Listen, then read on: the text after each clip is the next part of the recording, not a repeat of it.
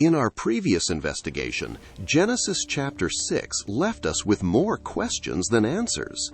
It told us that the sons of God took wives. It mentioned the mysterious Nephilim.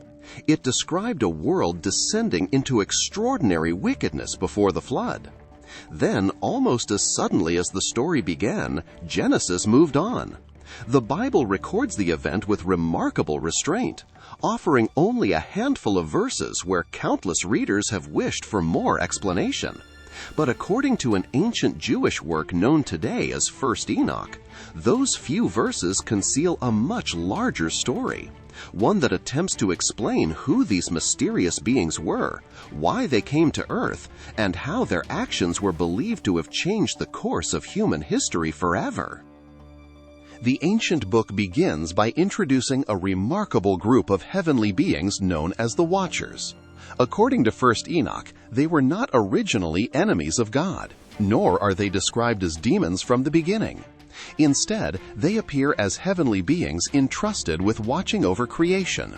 Their very title, Watchers, suggests guardians who observe rather than rule, servants who carry out responsibilities assigned within God's heavenly order. Whether one accepts this description as historical, symbolic, or theological literature, the book presents these beings as occupying an honored place before a decision would alter their destiny forever. According to First Enoch, the Watchers looked upon humanity for a long time. They witnessed civilizations growing, families multiplying, and the daughters of mankind increasing upon the earth. It is here that the narrative begins expanding the brief statement found in Genesis. Rather than simply saying the sons of God saw that the daughters of men were beautiful, First Enoch imagines conversations taking place among the heavenly beings themselves. Desire slowly replaces duty. Curiosity begins overcoming obedience. And what first appears to be a passing temptation gradually becomes a deliberate rebellion against the order established by God. The ancient text identifies the place of their descent as Mount Hermon, one of the highest mountains in the region. Whether the mountain itself was chosen because of its height, its symbolic importance, or because ancient tradition connected it with this story, First Enoch transforms Hermon into one of the most significant locations in its entire narrative.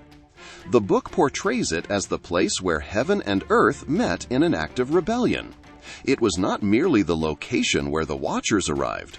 According to the story, it became the place where they willingly crossed a boundary they had never been permitted to cross. First Enoch identifies the leader of this company as Semyaza, sometimes spelled Semyaza in English translations.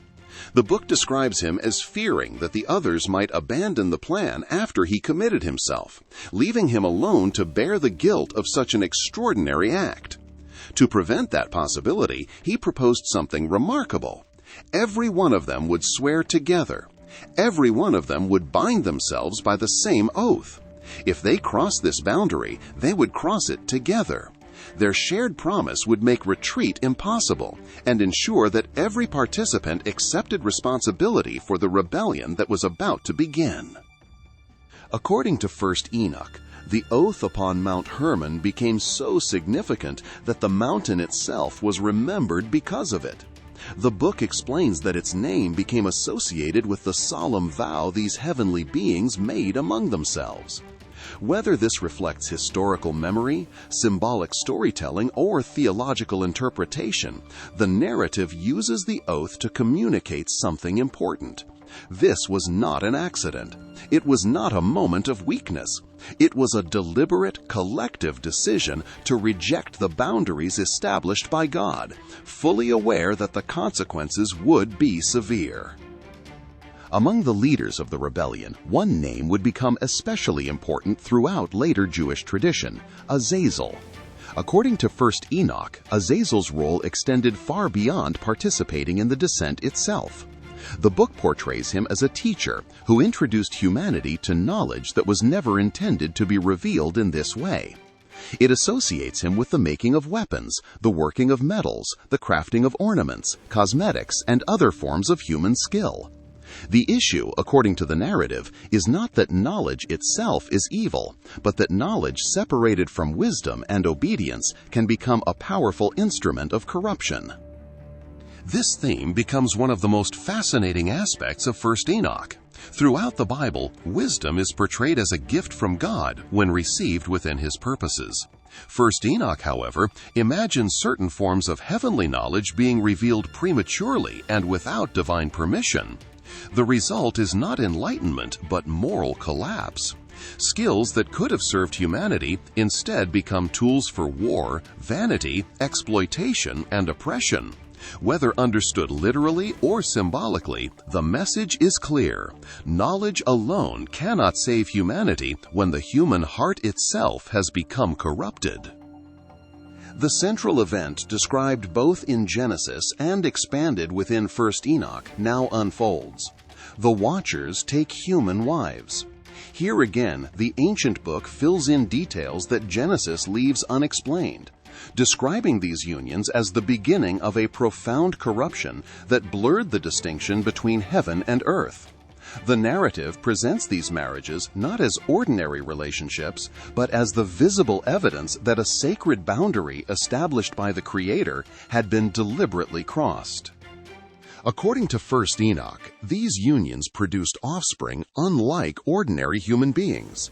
The book describes them as giants whose extraordinary size and strength quickly made them dominant over the earth. Genesis simply refers to the Nephilim and calls them mighty men of old, men of renown.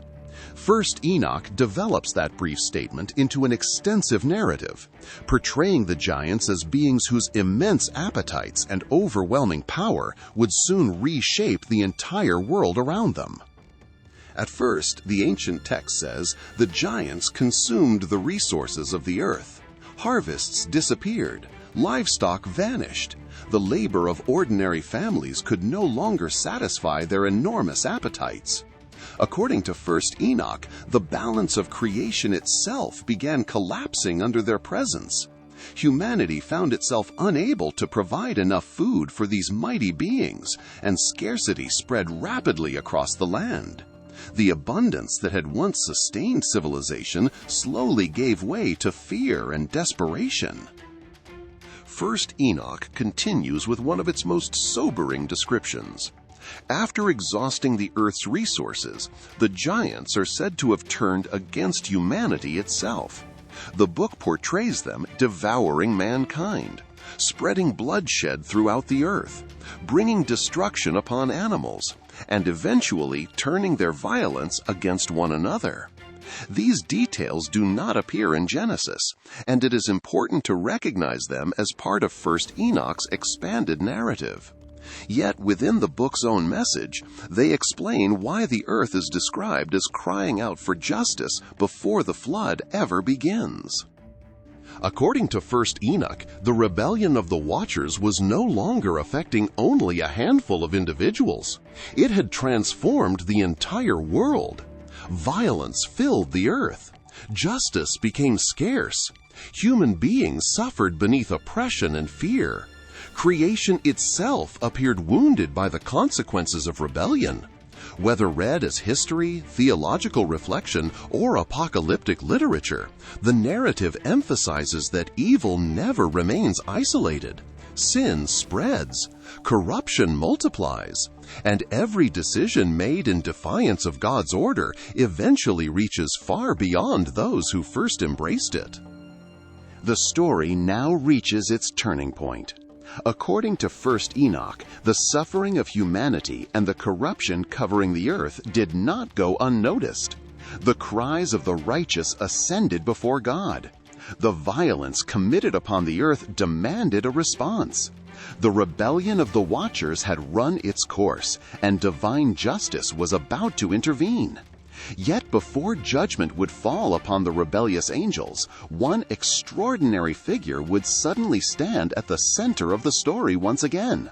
His name was Enoch. And according to the ancient book, the very beings who had abandoned heaven would soon ask the man who walked with God to do something they could no longer do for themselves.